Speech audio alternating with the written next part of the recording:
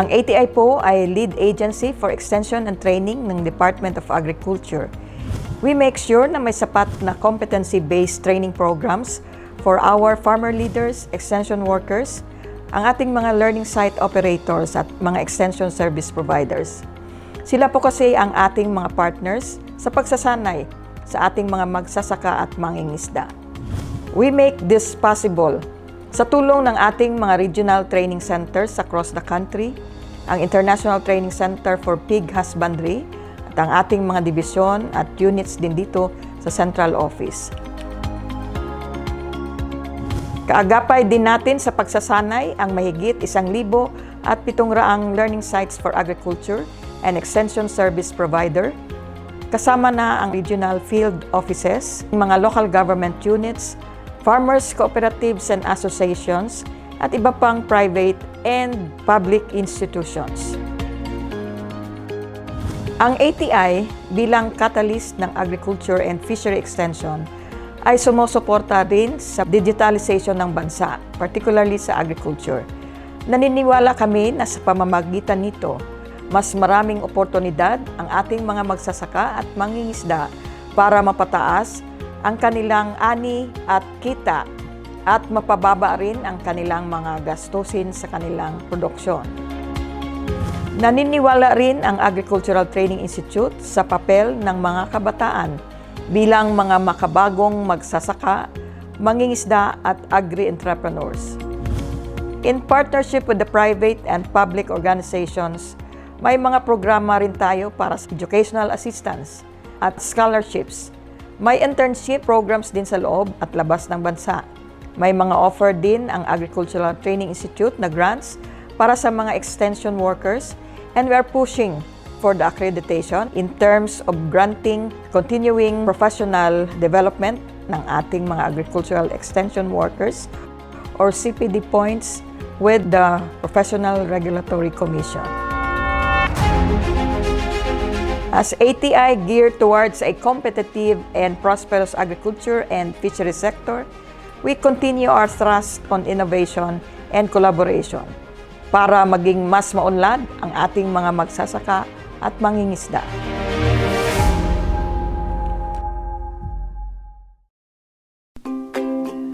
Kaalaman sa pagsasaka at pangingisda, programa at serbisyo ng Agricultural Training Institute, mga libreng pagsasanay, pagbibigay ng mga babasahin tungkol sa mga impormasyong pangkabuhayan pang-agrikultura, pag-aaral sa pamamagitan ng internet, serbisyong suporta para sa mga magsasaka, mga ina ng tahanan at mga kabataan. Yan ay ibabahagi sa inyo sa ating programang Ugnayang ATI. Ugnayang ATI, makinig at makibahagi sa programang Ugnayang ATI.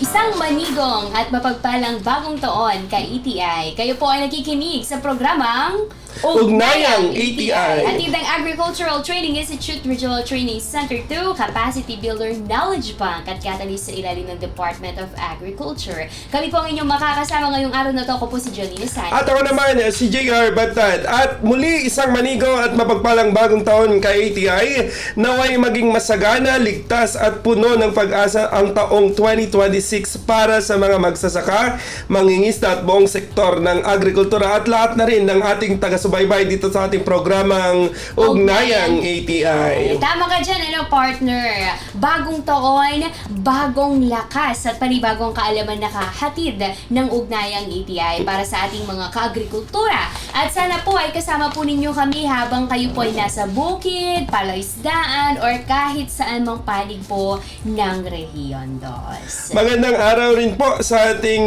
mga masisipag na magsasaka, extension workers, kababaihan kababaihan sa agrikultura at sa lahat ng ating mga tagapakinig at manunood na patuloy na sumusuporta sa sektor ng agrikultura. Naway mapuno ng saya, pag-asa at masaganang ani ang inyong bagong taon. At syempre, binabati rin po natin ng maligayang taon ang ating mga partners. Maligayang bagong taon. Diyan po sa Department of Agriculture Regional Field Office number 2 na pinangungunahan po ng ating Regional Executive Director, Director Rosemary G. Aquino. And of course, ang ating pong mga state universities and colleges, ang ating pong mga partners sa Provincial Agriculture Offices from the Province of Cagayan, Nueva Vizcaya, Quirino, Isabela, at Batanes, partner, and Nueva Vizcaya. Sa ating pong mga municipal and city agriculture offices, at syempre sa ating pong mga kasamahan dito po sa ATI Region 2 na pinangungunahan po ng ating Center Director, full-fledged Center Director, Dr. Caris Mariag Alaska. Saludo rin po kami sa lahat ng mga magsasaka at mangingisda, mga kaagapay nating na learning site cooperators, magsasaka siyentista, local farmer technicians sa buong Pilipinas. Hindi rin po natin nakakalimutan ang ating mga partner radio stations sa iba't ibang bahagi ng bansa na tumutulong upang maihatid ang ating mga programa sa mas malalalayong komunidad. Tayo po ay live na live sa ating pong Facebook page ATI Region 2. Kasabay na rin pong napapakinggan sa ating pong mga partner radio stations, DCTA Radyo Pangkaunlaran, DWQP Love Quirino Radio, DZTS Santa Teresita Cagayan, Radyo Santa Ana at DWRL Lalo 95.1 FM. Sa mga nagnanais naman pong maging updated sa ating mga activities sa programa ng ATI Region 2, maaari nyo pong i-follow at i-like ang aming mga social media pages para sa mga huling kaganapan at impormasyon sa aming mga programa. Maaari nyo kaming i-follow sa FB, hanapin lamang po ang ATI Region 2 o ATI Region 2 sa Instagram, at X ay ATI RTC2 at sa aming TikTok account sa ATI RTC2. Mayroon din po kaming website, bisitahin lamang po kami sa www.ati.gov.ph/ATI-2. Inulit ko po www.ati.gov.ph/ATI-2. Okay, ngayong bagong taon sa mga nakikinig po sa atin ngayon, mas pinagtitibay nga po ng Agricultural Training Institute Regional Training Center 2 ang layunin po nitong mailapit ang mga programa, pagsasanay at serbisyong pang-agrikultura sa ating pong mga magsasaka, mangingisda at mga kabataang nais pong pumasa sa larangan ng agrikultura. Tama ka dyan, partner. Sa ugnayang ATI, sisikapin po namin maging tulay ng tamang impormasyon mula sa makabagong teknolohiya, makabuluhang pagsasanay, hanggang sa mga programang makatutulong sa pagpapataas ng ani at kita ng ating mga ka-ATI. At para sa araw na to, partner, may inihanda po kaming mahalagang paksa na tiyak pong makatutulong at makapagbibigay linaw po sa mga programa at oportunidad na maaari po ninyong mapakinabangan ngayong taon. Makakasama po natin sa ating studio si Ms. Mayflower Macmac, ang Planning Officer 2 ng ATI Region 2, upang talakayin naman po ang ating plans and projects for 2026 dito sa ating ahensya. Kaya manatili lamang po kayong tumutok sa ating programa. Ihanda na po ang inyong mga tanong at makinig ng mabuti dahil magsisimula na ang ating talakayan dito lamang sa Ugnayang ATI.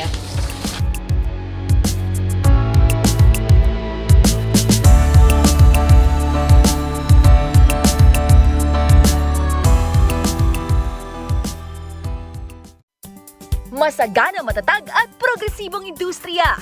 Ito ang inaasam para sa mga magsasaka ng niyog sa bansa. Sa ilalim ng Coconut Farmers and Industry Development Plan ng CFIDP, kayang-kaya! Iba't ibang programa ang nakalaan para sa mga magniniyog. Kasama na rito ang health and medical, scholarships, crop insurance, credit at marketing assistance. Mayroong ding training, access sa iba't ibang pasilidad at mga serbisyo para sa mga samahan at kooperatiba.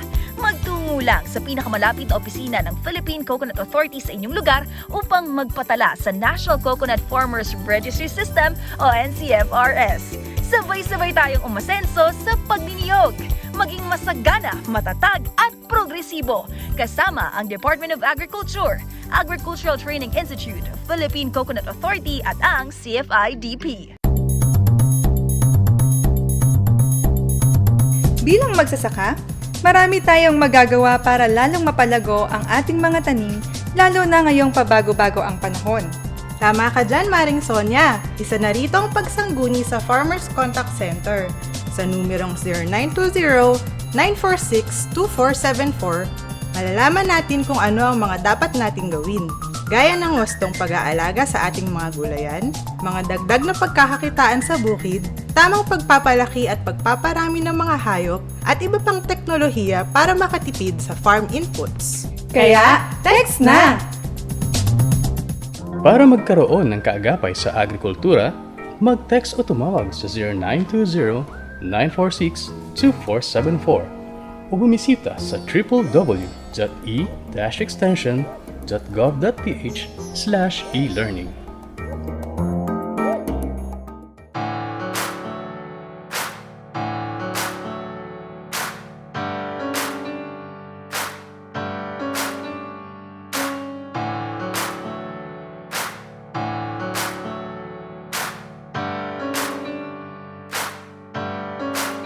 At kami po ay muling nagbabalik dito sa ating programang Ugnayang ATI. Kami pa rin po ang inyong lingkod, JR Batad. Angelina Sanchez. At ngayong araw na to nga, katulad nga po ng ipinangako po natin ang una nating guest ngayong taong 2026. So yan, ang pagbubukas po natin ng 2026 ay walang iba kundi ang ating pong Planning Officer 2 dito po sa ETI Region 2, Miss Mayflor Macmac. Ayan, magandang araw po sa inyo, Miss Mayflor. Maraming salamat po sa pagpapaunlak ng oras na makapanayan po namin kayo. Kumusta naman po ang paghahanda ng ETI RTC2 para sa taong 2026? Magandang araw din sa inyo, Miss Jolina and Sir JR, at sa lahat ng taga-subaybay na ating programa. Tayo sa ATI Region 2 ay patuloy na naghahanda para sa programa at serbisyo na ibibigay ng ATI RTC 2 ngayong taon. So, kumakailan lang ay nagsagawa tayo ng Operational Planning Workshop para may isaayos ang mga plano o mga aktibidades or activities kasama ang iba't ibang programa para sa mga magsasaka at mga kabataan at iba pang mga kliyente sa Region 2. So maganda yun, partner, dahil doon pa lang ay inilalatag na yung mga iba't ibang plano ng bawat section. Ma'am, ano naman po yung mga pangunahing plano at prioridad ng ATI Region 2 ngayon para sa taong 2026? Ang mga pangunahing plano at priority ng ATI Region 2 ay ang pagsasanay ng mga extension workers. Since ito po ang ating mandato. Tama. Of course, pagsasanay din ng mga magsasaka, mga kabataan at iba pang kliyente upang sa ganon maging mahusay sila sa larangan ng agrikultura. Yes. Talagang dito nga sa ETI RTC 2 talagang hindi nawawalan ng mga nagtitrain mga mentor. Iba't Talagang ibang every week niyan, iba't iba yung mga tinitrain po natin, iba't ibang mga sa ibang probinsya na talaga namang nagiging friends na rin po natin ma'am, yung mga nagtitrain po dito. So, ma'am, ano naman po yung mga programa na inaasahan naman po na ipatutupad or palalakasin pa ng ETI RTC 2 ngayong 2026 upang mas matugunan po ang matugunan ang pangangailangan ng ating mga kliyente sa sektor nga po ng agrikultura.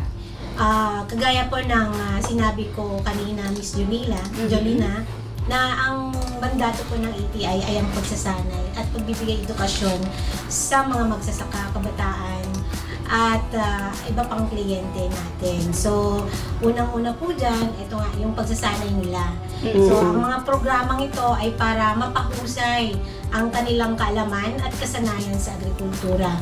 Ngayong taon, meron po tayong 201 total trainings. Wow! Na manggagaling sa mga banner programs katulad ng RICE, Rice Competitive Enhancement Fund, ang Coconut Fund Industry Development Plan, ang National Livestock Program, and corn, Organic Agriculture, High Value Crops Development Plan, ang ating National Urban and Peri-Urban, at ang regular program natin. So, 201 trainings po ang inaasahan natin. Ngayon, except po sa hindi ka pa binabanggit na iba pang mga activities natin. So, 201 partner sa buong 200. taon. No, sa buong taon. Oo. Kaya ba to ng ATI, ma'am? Kayang-kaya natin yan. Yes. So, pangalawang inaasahan o palalakasin ng ATI, of course, yung sa access sa teknolohiya. Okay. No? Diba, nagpapatraining tayo ng solar-powered irrigation, farmer, yung DFP, digital. Farmers Mm. Program. at mga hydroponics. So, makakatulong po ito sa kanila para, yun nga, ma-enhance yung kanilang mga knowledge and skills. Yeah. Maganda yun, ma'am. At saka talagang dapat pagtuunan natin to ng pansin dahil dahil sa henerasyon natin na to, talagang lumalaganap na po. Kailangan nating turuan ang ating mga kliyente sa mga mobile apps, no? Mobile apps, and then para maging productive Yes. kanilang pagsasaka. At para ring makasabay sila na Yes. sa Sana mga naman trends. magsasaka po natin, ma'am. Meron din tayong Miss Julina ng agro-clustering ngayong taon. Ito yung pagtatatag at pagpapatakbo ng mga negosyo pang agrikultura. Wow. So, magkakaroon tayo ng training with regards to agricultural, agro-enterprise clustering. Okay. And meron din tayong farmer field school. Ito po yung magiging priority din natin. Yes. Ito ay naglalayong mapahusay ang kaalaman at kasanayan ng mga magsasaka sa pamamagitan ng pag-aaral sa field. So, hindi lang po tayo nagpo-focus dito sa Dito sa classroom, center. sa center, no? Ito yung isang method na ginagawa natin para talagang maging mahusay ang ating mga client or mga magsasaka tungkol sa pagsasaka. Okay. And of course, meron tayong good agricultural practices. Ayan. Ito naman yung pamamaraan at teknolohiya na naglalayong mapahusay ang kalidad at kaligtasan ng mga produkto ng ating mga magsasaka. Okay, and then meron din tayong youth scholarship internship. Ito rin ay prioridad natin. Since tayo ay nagre-recruit ng internship, no, aware naman po tayo sa ating pinopost sa ating website na ang Coconut Fund industry ay nagre-recruit para sa internship program, ang organic agriculture internship, no, para ang ating mga kabataan ay mahubog. No? Hindi lang po yan sa internship, kundi rin po sa scholarship program natin. And maalala ko din na yung internship program ay hindi lang po tayo nagpo-focus sa local, kundi nagpapadala din tayo sa Taiwan, Israel, and Japan. So, continuous po yan na gagawin ng ATI Region 2. And then, para maging maayos ang ating plano, magkakaroon din tayo ng stakeholder needs assessment. Kinukuha natin yung mga needs ng ating mga client para masali sa ating mga plano at mga programa. And of course, patuloy pa din, priority pa din natin yung certification and accreditation ng ating mga learning site for agriculture and ESP. Ito ay pagkilala at patunay ng mga kasanayan at kaalaman ng mga individual na nagbibigay ng mga serbisyo sa pagpaunlad ng agrikultura, since sila yung mga tandem natin pagdating sa pag-implement ng mga trainings. Okay. So, yun po yung magiging priority natin this year at sa mga susunod pang taon. Ayan. Okay. Although yung FBS, ma'am, dahil last year ay umpisahan na rin po, natin po yun, ma'am. So, talagang mas madadagdagan pa ngayong this year po. Yes.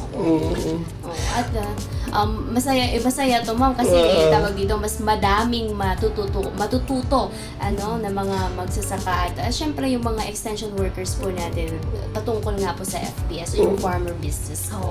Okay.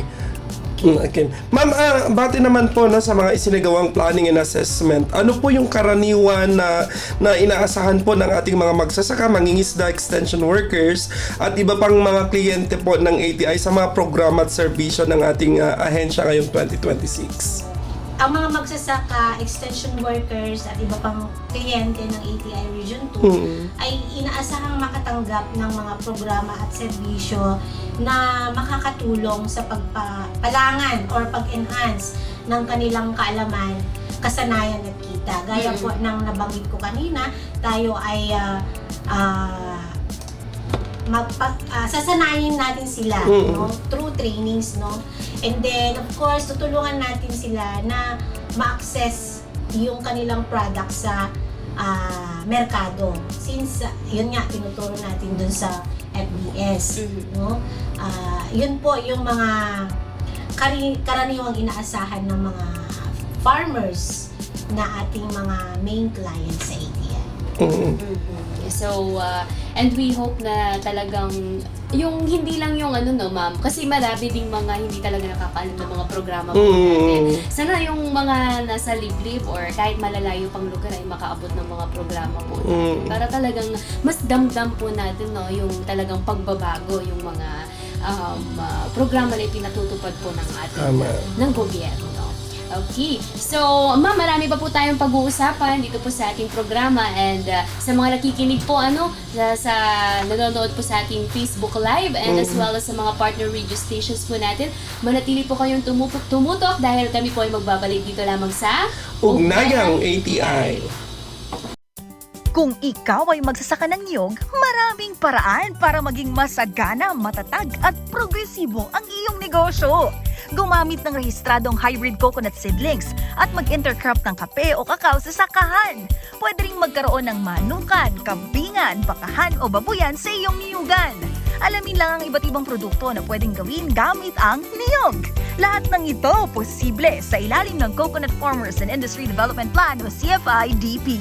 Magtungo sa pinakamalapit na opisina ng Philippine Coconut Authority sa inyong lugar upang magpatala sa National Coconut Farmers Registry System o NCFRS. Sabay-sabay tayong umasenso sa pagniniyog. Kasama ang Department of Agriculture, Agricultural Training Institute, Philippine Coconut Authority at ang CFI-DP. Sa mga nais pong matuto ng libre sa iba't ibang teknolohiya sa agrikultura, maaari kayong mag-log on at mag-enroll sa aming e-learning portal www.elearn.extension.gov.ph. Marami po tayong online courses na pwedeng pagpilian. Muli, libre po ito. Wala itong bayad. At hindi lang yan. Kapag natapos mo ang bawat kurso, ay magkakaroon ka ng e-certificate. Kailangan lamang tapusin ang buong kurso upang makakuha nito. Dito sa e-learning portal ay maaari kayong mag-aral in any place at your own pace. Para sa karagdagang kaalaman, magpadala ng mensahe sa ATI Region 2 Facebook page o mag-text sa Farmers Contact Center 0920-946-2474.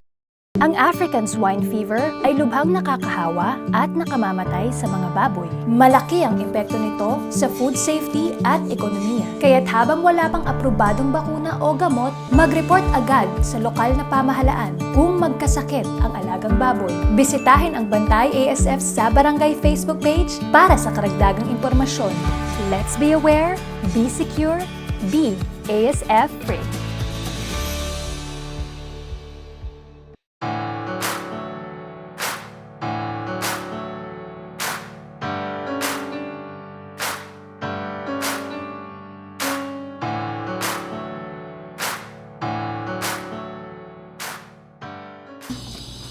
At kami pa rin po ay nagbabalik dito sa ating programang Ugnayang ATI. Kami pa rin po ang inyong nakakasama. Ako po si JR Batay. At ako naman po si Jolina Sanchez. At ipagpapatuloy nga natin sa nodlot natin na kwentuhan kanina together with our planning officer 2, Ma'am May Flor Macmac. Ma'am, itutuloy po natin yung ating usapan kanina. Paano po isinaalang-alang ng ATI RTC2 ang boses at feedback ng mga kliyente po natin sa pagpaplano po ng mga programa at aktibidad para sa 2026? Ang ATI RTC2 ay isinasaalang-alang ang boses at feedback ng mga kliyente sa pagpaplano ng mga programa at aktibidad. So sa pamamagitan ng pagbibigay feedback, ang mga programa at aktibidad ng ATI-RTC2 ay nakatuon sa mga pangangailangan at prioridad ng ating mga kliyente. So meron tayong mga hakbang kung paano natin nakukuha yung mga feedback ng ating mga kliyente. Ito ay unang-una yung pagsasagawa ng mga konsultasyon, no?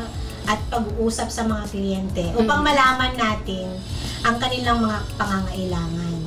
So, ma-remember po ninyo kung ngayon, nung last year, nagkaroon tayo ng consultation meeting with partner agencies, nagkaroon tayo ng needs assessment sa iba't ibang probinsya para malaman kung ano pa yung kakulangan sa mga naibibigay natin na programa sa kanila. Kung ano ba yung mga need nila. Yun. And then itong pagkuha ng mga needs nila or pangangailangan nila, ito na rin po yung basis natin sa pagpaplano. Okay. Alright. Meron pa yung kasi we are ISO certified din po, ma'am. Kasi yung mga ibang mga kliyente po natin, kapag tayo nagpapatraining, ang dami-dami namang forms nito. Gumagano'n sila, ma'am.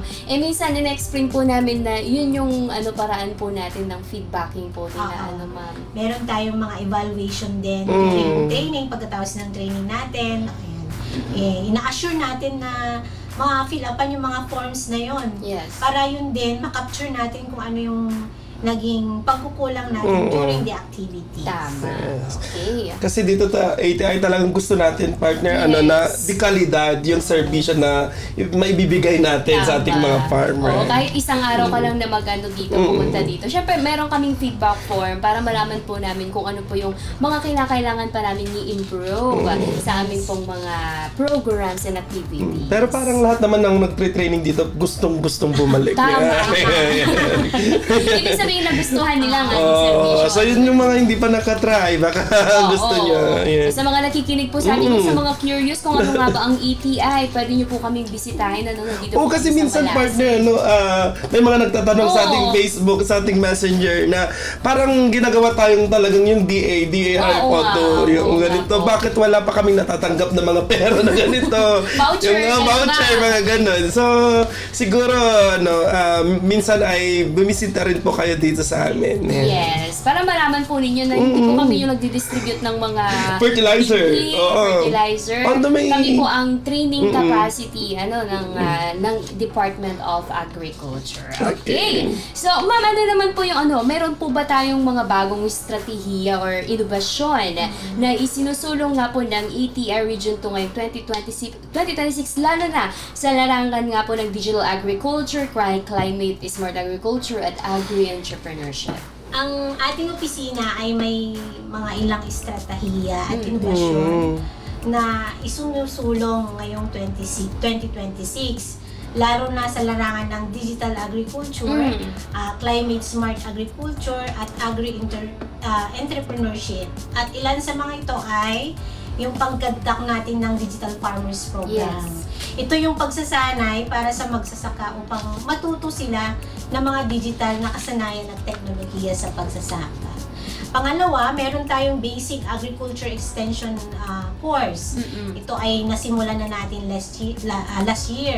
Pero pinagpapatuloy natin kasi ito yung pagsasanay na naglalayong mapaghusay ang kaalaman at kasanayan ng mga extension workers sa mga pangunahing konsepto ng pagpaplano. And then, we have also Farm Business School. Ito yung maturuan ng mga magsasaka upang mapahusay ang kanilang kaalaman at kasanayan sa climate smart agriculture. And then, meron tayong agri-enterprise clustering. So, ito yung pagtulong ng pagtatatag at pagpapatakbo ng mga negosyong pag-agrikultura ng mga asosasyon or mga kooperatiba members, no? And then, yun nga, yung lagi nating binabanggit kanina, yung sa internship at saka scholarship program ng ATI. Ito yung mga hinihikayat natin ng mga kabataan na makilahok dito para matutunan nila yung mga iba't ibang pamamaraan at teknolohiya ng pagsasaka. Yun nga, sabi natin sa isang study na aging na daw yung ating mga farmers. Kaya kailangan nating hikayatin yung mga generation para may mga susunod na magiging anong tawag doon, Miss Jolina? Susunod na magiging mga magsasaka po Yes. natin. The next generation of farmers. Modern farmers natin. Farmers na. Yeah. So, Kasi kasi I technology see. na tayo ngayon, Oh. di ba? Tama nga, ma'am. And Kasi, then, yun nga, technology na tayo ngayon. Nasa Tama. world of digital era na Yeah. tayo. So, yung next generation ng mga kabataan is talagang magagaling na sila sa technology. yes. Although, yun nga, nagagawa na nga po ng ibang bansa yung Oo. mga technology natin na yan. Susunod naman ang Pilipinas pagdating sa mga ganitong mga inobasyon na sana ay talagang mangyari naman kasi talagang huling-huli na nga po tayo. Pero it's not the end. Sabi nga nila, talagang unti-untihin lang po talaga natin. Meron din tayong mga programs and activities na ibibigay sa Province-led Agriculture and Fisheries Extension system. No? Ilalaan natin yan para sila po ang mag-conduct ng mga training sa kanilang lugar, sa kanilang mga probinsya. And then, kung napapansin nyo ang ating Arubayan, existing. So, ginagamit natin yan para i-showcase yung technology na itinuturo natin sa ating mga participants. So, yan ay isang innovasyon natin. And then, meron tayong project club sa Santo Niño, Cagayan, which is tinutulungan natin yung mga indigenous people doon para mag-produce ng kanilang sariling pagkain at sa kanilang mga backyard. Actually, na-certify na sila bilang learning site for agriculture. Para tularan sila ng kanilang mga kababayan sa kanilang komunidad. Tama. And of course, yung ating patuloy pa rin innovation ay yung pag-conduct ng training needs assessment. Gaya nga ng sinabi ko po kanina, yung banggit ko po na ito po ay mahalaga sa pagpaplano natin for sa susunod na taon at ngayong taon kung may mga adjustment. Yes. Okay. So, maganda yung partner. At saka, napuntahan ko yung Project Club. Project Club. At isa sa mga, na nakaka-amaze na LSA na sila partner. Yan. Tingnan mo yung mga katutubo doon. Nag-enjoy sila. Oo. At saka, syempre, ma'am, is at least matuturuan natin talaga sila nung tamang pagtatanim ng gulay. Kahit papano ay meron sila, hindi na nila kailangan pang gumastos, ma'am. Okay, ma'am. Sa usapin naman po ng target beneficiaries po natin, alin mga sektor ng agrikultura ang bibigyang prioridad ng ATI-RTC2 po ngayong 2026 at bakit po ito mahalaga? Okay. Ang ATI-RTC2 ay bibigyang prioridad ang mga extension workers. Since sila po yung kasangga natin. Katuwang natin sa pag-implement ng mga trainings. And of course, talagang kailangan nila ma-upgrade ang kanilang kaalaman at kasanayan sa agrikultura. Tama. Pangalawa, yung mga farmers or magsasaka, no? Since sila po ang talagang gagawa sa field, no? Kailangan na ma-enhance ang kanilang knowledge and capacity no, sa larangan ng agrikultura. So, kung wala sila, alam naman natin lahat na ang laki ng kanilang role, no? Sila po ang nagpo-produce ng ating pagkain. And then, of course, hindi po mawawala dyan ang mga kabataan. Since sila na nga ang next generation, kailangan natin ipaintindi sa kanila, ipaunawa ang kahalagaan ng agrikultura sa ating rehiyon. Yes. Kaya nga po, ma'am, talagang yung mga state universities po natin, ang pagkuha nga po ng course ng agriculture ay libre po para may hikayat po yung mga kabataan na into agriculture talaga. At saka ang daming scholarship, partner. Actually, may di ba nag-ano din tayo ng scholarship? Kaya nang nabanggit natin kanina na inihikayat natin sila na mag-engage sa agriculture. Kaya nga meron tayong mga iba't ibang programs para ma-encourage sila. Ma'am, maisingit ko lang po, marami po kasing nagtatanong nung nag-post tayo ng mga schedule ng activities natin sa ating Facebook page, at maraming nagtatanong gusto nilang ma-avail yung training na yon na nakakuan. Kaso lang mayroon na tayong mga target na beneficiaries. Paano ba po yung process po natin ng pagpili? Paano po sila makakasali sa mga trainings po natin? So, ang proseso po niyan is tayo po ay nag-iimbita sa mga munisipyo. So, kung, for example, is ang target participants po natin ay extension workers. So, si municipal agriculturist po ang kausap po natin at siya ang mag-decide kung sino ang ipapadala. Ganon din sa mga farmer level.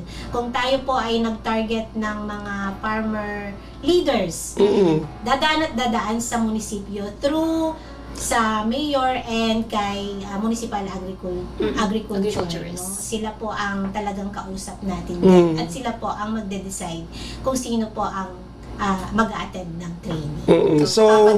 So yung mga nakikinig sa atin ngayon, kung gusto nilang mapasama sa ating mga training, ma'am, pwede silang pumunta o sumangguni sa kanilang mga municipal agriculture office. Okay. Kailangan po ba, ma'am, is kasali po sila ng any kind ng asosasyon or kooperatiba? Paano po yung mga individual, ma'am?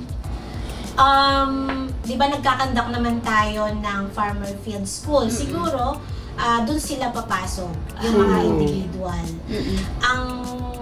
Ang priority po natin ngayon is yung mga magsasaka, like registered ng RSBSA, registered ng cooperative, may mga accredited association po sila.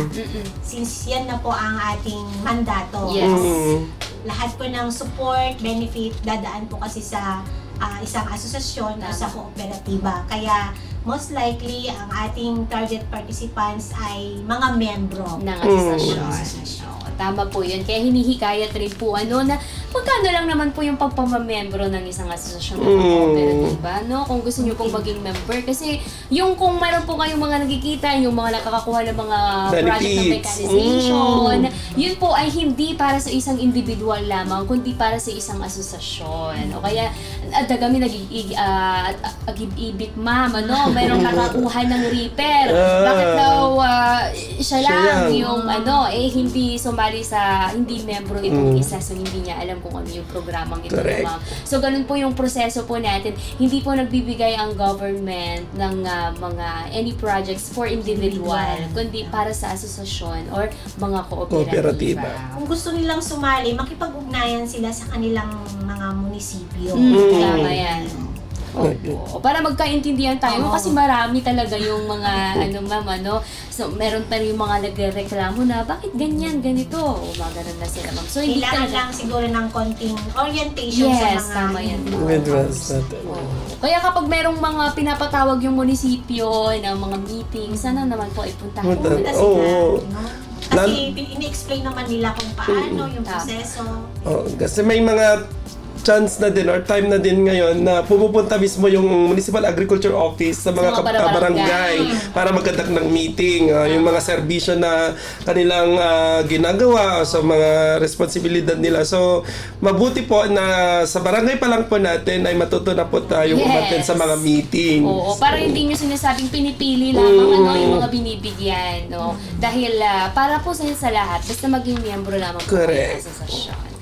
Okay, so next question po tayo, mama. Paano po ninyo nakikita naman po ang papel ng pakikipag-ugnayan ng ATI-RTC2 sa LGUs, state universities and colleges, partner agencies po natin at pribadong sektor sa matagumpay na implementasyon ng mga plano para sa 2026? Ang pakikipag-ugnayan ng ATI-RTC2 sa 4 na pillars ng extensions kasi sila yung katuwang natin sa pag-implement ng extension services. So, malaki po ang kanilang papel sa pag-implement ng ating mga plano. So, si local government unit ay sila po yung nagpapaunlad ng agrikultura sa kanilang mga nasasakupan. While si state universities and colleges ay yung paglikha at pagbuo ng kaalaman at teknolohiya sa agrikultura. Kumbaga sa research po sila. And then sa national government agencies naman po ay katulad din po ng local government units na nagpapaunlad ng agrikultura at pangingisda sa rehiyon. So sila po ang nagpapatupad ng mga programa at serbisyo sa agrikultura at pangingisda sa ating rehiyon. So ang bawat isa ay mahalaga, may mahalagang papel. Kung tayo po ay nakikipag-ugnayan sa kanila, Yes. ay magiging successful po ang ating mga activities sa ATI. Yun talaga, partner, yung collaborative effort ng ng bawat ahensya ang mahalaga. Na kumbaga hindi lang kami, kundi tayong lahat. Tayong lahat. And then sa private sector din, ma'am, sila din po yung ating kasama din. Since sila po ay may mahalagang papel din, sila din ay nagbibigay service din po. Kasi may mga non-government organization din na ang serbisyo ay magbigay din ng kaalaman sa mga stakeholders or magsasaka. Okay. Ma'am, sa lahat po ng plano natin this 2026, ang dami niyan. Ano po yung mga hamon na inasahan po natin? Siyempre, of course, nung nagplano tayo, tiningnan natin kung ano yung mga pwedeng maging challenges. Paano po natin pinaghandaan yung mga ganitong mga circumstances, kumbaga, ma'am, na paparating po ngayong buong taon ng 2026? Very challenging tayo ngayon sa 2026 kasi ang dami natin talagang activities. Maliban doon sa binanggit kong 201 total na trainings na meron tayo. So, ang magiging hamon dyan ay ang pagiging epektibo, yung pagpapatubad ng mga programa at proyekto natin. Tama. Yan. And then, yung koordinasyon at pakikipagtulungan sa mga local government units, SUCs, yung ating mga partner agencies, no? And then, kailangan din yung upgrading. Upgrading ng ating technology upang mapaganda ang ating serbisyo. And then, ang ATI-RTC to ay pinaghahandahan ito sa pamamagitan ng, of course, pagsasanay natin, no? Within us din. Yes. Yan. And then, yun nga yung pakikipagtulungan natin, closely coordination with the partner agencies. Okay. At syempre, kapag may mga ganitong mga struggles or mga challenges, tulong-tulong lang tayo, no? Teamwork yan, kumbaga. At saka yung may mga chances man na hindi na natin kontrolado, at least ginagawan natin ng paraan. Maalala mo nung 2025, ang dami din nating trainings. Yung sabay-sabay nung halos hindi na tayo magkakita-kita na mag-opisina. Pero nagawan naman po natin ng paraan. And hopefully, this 2026 ay mas magampanan po natin lahat ng mga serbisyo na kailangan nating ibigay sa ating mga clients. Oo, baka hindi na tayo mas lalo Nakikita naman natin yung ginagawa ng ating opisina na talagang ina-upgrade tayo para maging anong tawag dyan, Miss Julina? Maging ready tayo sa lahat ng activities na ibibigay ng ating ahensya. Oo, talagang para mapaghandaan po natin yung mga ganitong mga mga programa ng ating ahensya. Syempre, mind condition na lang. Yung pagiging efficient kasi, partner, isang challenge. Effective. Pero and flexible dapat tayo. And then support ng bawat isa. Yun lang talaga yung kailangan po natin para maging maayos yung pag-implement natin ng ating mga yun yung maganda sa ATI, no? Pag may talagang malaking event, talagang lahat ng section ay mayroon. Tulong-tulong yan. At this 2026, sana is mas lalo pa mas lalo pa yan. natin yung relasyon natin ng bawat ng units and mga sections po para mas lalong mas maganda yung ating implementasyon. So bilang panghuli po Ma'am Mayflor, ano naman po ang inyo pong mensahe sa ating pong mga kliyente at stakeholders hinggil nga po sa mga programa serbisyong maaari nilang asahan mula sa ATI-RTC ngayong 2026? Bilang panghuli, ang mensahe natin sa ating mga kliyente, ang ETI RTC2 ay patuloy na magbibigay ng mga dekalidad na programa at serbisyo upang matulungan ang mga magsasaka, mangingisda at iba pang mga kliyente natin dito sa Region 2. So, tayo ay nakatuon sa pagbibigay ng mga sumusunod, no, yung pagsasanay at edukasyon, pagbibigay ng technical assistance, certification ng ating LSAs at ESPs, ayan, at marami pang iba. So, yun po ang asahan ng ating mga kliyente sa ETI Region 2. Okay. So bilang panghuli, baka meron po kayong gustong pasalamatan at batiin po sa ating programa. Yan. Inaanyayahan ko ang lahat na makipag-ugnayan sa atin upang malaman ang mga programa at serbisyong maaari nilang asahan sa ATI RTC2 ngayong 2026. So, sama-sama nating pagbutihin ang agrikultura at pangingisda sa Region 2. So, yung mga activities po natin ay ipopost natin monthly sa ating official website naman. Okay, baka may gusto po kayong batiin, ma'am. Binabati ko po lahat ng ating mga taga-subaybay ng Ugnayang ATI. Sana patuloy po kayong tumutok sa aming mga programa. Maraming salamat and Happy New Year po sa ating lahat. Happy New Year in advance of Valentine's Day. Valentine's Day Valentine's na. Ayan. With that, thank you so much, Ma'am Mayflower Magmag. Ang ating pong Planning Officer 2. Dito po sa ETI. Thank you so much, ma'am. Thank you.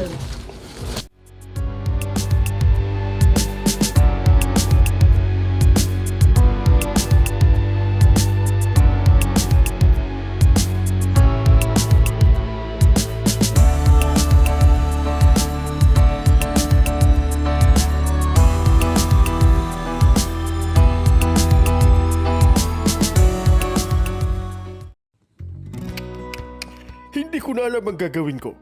Palagi na lang mababang ani at kita ko. Sa tinagal-tagal ko na sa pagsasaka, hindi pa rin tumataas ang ani ko.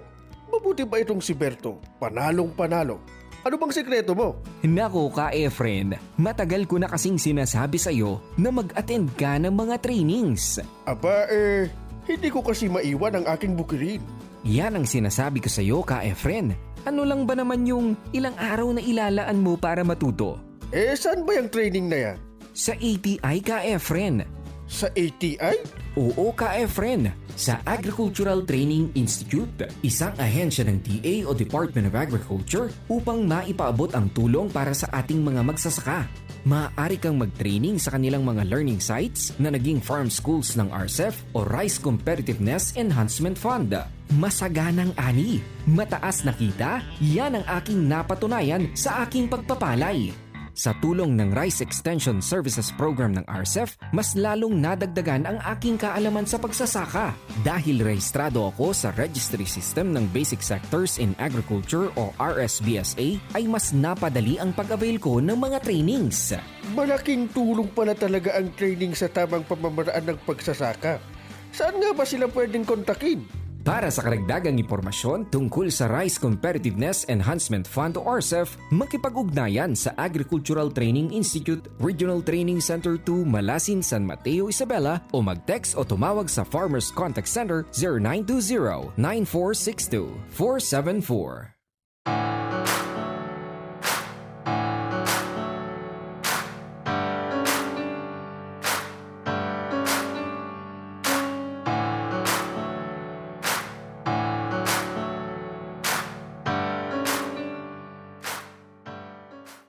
Kami po ay muli nagbabalik dito pa rin sa ating programang Ugnayang ATI. At maraming salamat muli sa ating pong Planning Officer 2, Miss Mayflower Magmak, sa ating pong naging talakayan sa araw na to. Talaga namang siksik-liglig at umaapaw ang ating mga programa ngayong 2026 partner. Talagang marami po kayong mga sasalihan at mga pupuntang mga trainings dito po sa ETI. Kaya kung narinig niyo po yung mga plano, pwedeng niyo pong salihan yan. Basta kumonsulta lamang po kayo sa inyo pong mga municipal or city agriculture offices.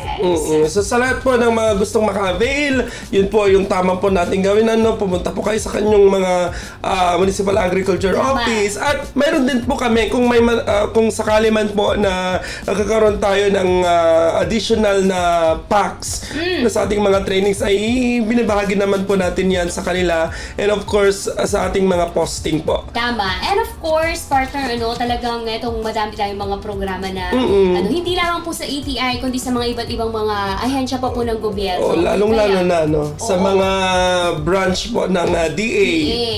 Oo, kaya inaanyayahan po namin kayong sumali po sa mga asosasyon dahil sila po talaga yung mga nabibigyan talaga ng mga pagkakataon na mabigyan ng mga benefits ng ating pong gobyerno. At mura lamang po, ayan, makipag-ugnayan lang din po kayo sa mga barangay officials po ninyo kasi sila din po mismo yung mga kasama or mga miyembro ng mga asosasyon para malaman nyo po yung mga talagang programa po na gusto nyo pong ma-avail dito po sa gobyerno. 2026 na po, hindi na po uso yung kanya-kanya, So, makiisa po tayo sa ating mga association, cooperatives po na available po sa inyong mga lokasyon. Oo, parang hindi mo sinasabi na pinipili lamang, hindi po ganun, partner, dahil marami pong mga programa ang gobyerno na para po sa inyo, basta kayo lamang po ay sumali sa mga asosasyon kasi yun nga po yung mandato na po natin dito sa atin, para hindi individual yung mga nabibigyan ng mga benefits sa government, kundi sa asosasyon mismo. Tama. Okay.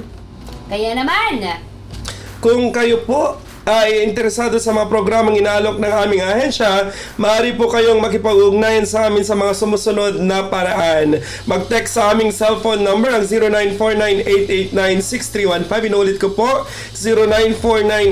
0949-889-6315. I-like, i-follow at mag-message sa aming Facebook page ATI Region 2. At hanapin po kami sa TikTok, ATI Region 2 rin po. Or di naman po kaya ay bumisita po kayo dito sa aming opisina. Matatagpuan lamang po kami dito sa PhilRice Compound, Malasin, San Mateo, Isabela. Yes. At syempre, meron din po kaming official email address kung kayo po ay gustong ipadala ng mga letters o ka-proposals. Pwede nyo pong isend sa rtc2.dcc@ati.da.gov.ph. Muli, rtc2, maliliit po, .dcc@ati.da.gov.ph. At pwede nyo pong tanungin din po dyan kung ano po yung mga brands or mga programs na inihalok po nga po ng ATI Region 2. Okay, with that po, maraming salamat po sa inyong patuloy na pagantabay at pakikisa. Kami po muli ang inyong mga nakasama ngayong araw. Ako po si JR Soriano Bata. At ako naman po si Jolina Sanchez. Maraming salamat sa inyong pagtutok at mabuhay ang mga magsasakang Pilipino.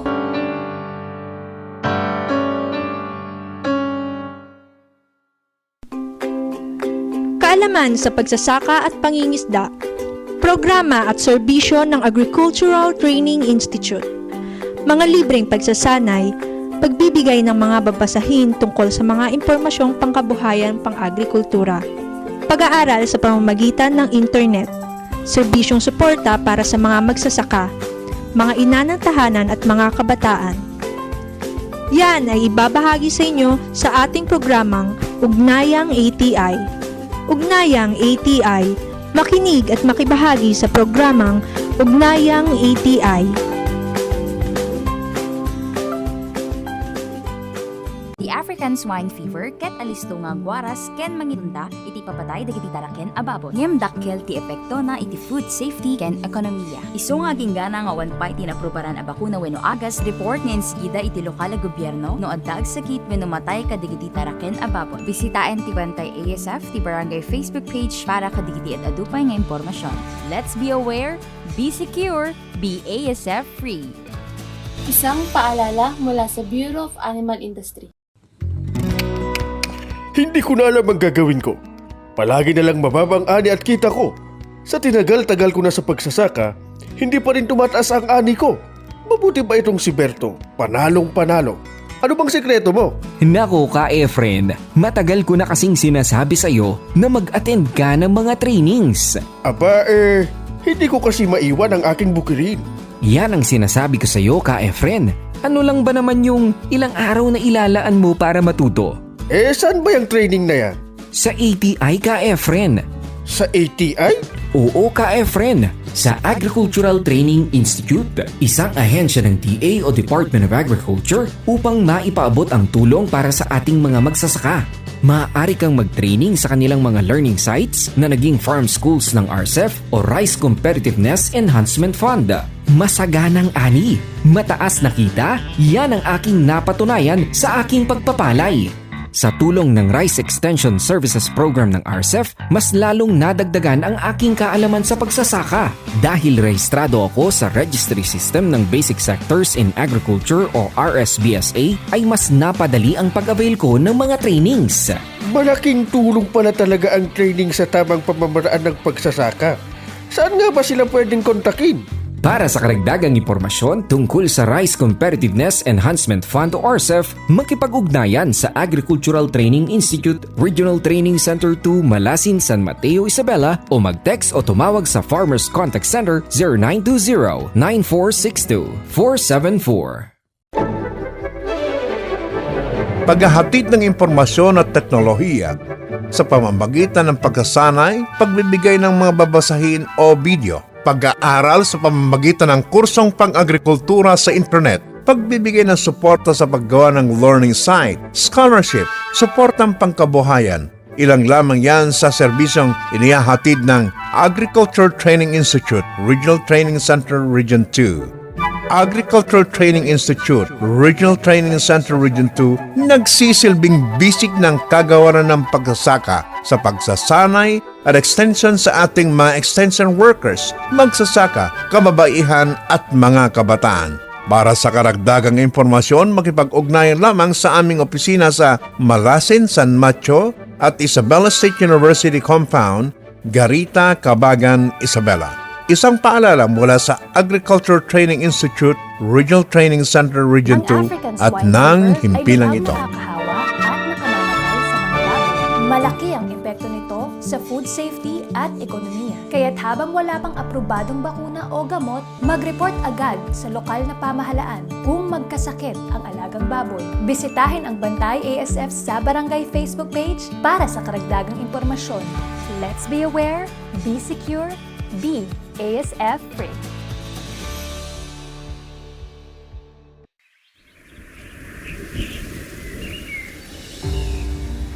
Sapat. Abot kaya. At ligtas na pagkain para sa bawat Pilipino. This is the ATI Network's vision for the whole country. And we have been working to turn these into reality by continuously empowering and capacitating our agriculture and fishery stakeholders. We strengthen competency and competitiveness through capacity building.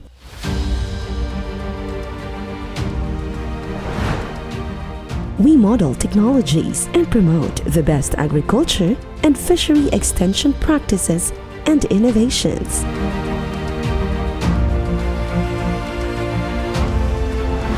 We empower farmers and fishers through advisory services.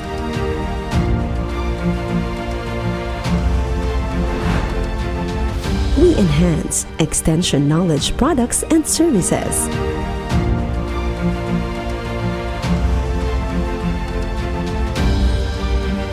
And we help improve enabling environment and governance for agriculture and fishery extension.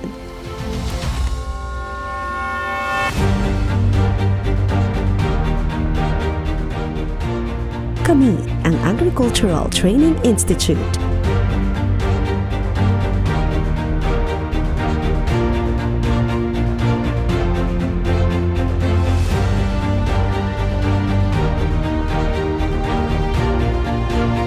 Kasama ang 16 na training centers at ang libo-libong learning sites at FATES centers sa buong bansa.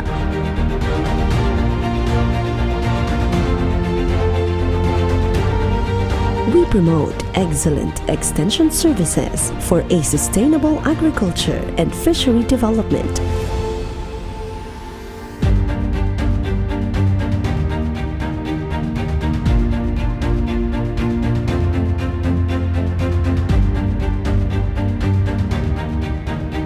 Ito ang aming vision for the whole nation.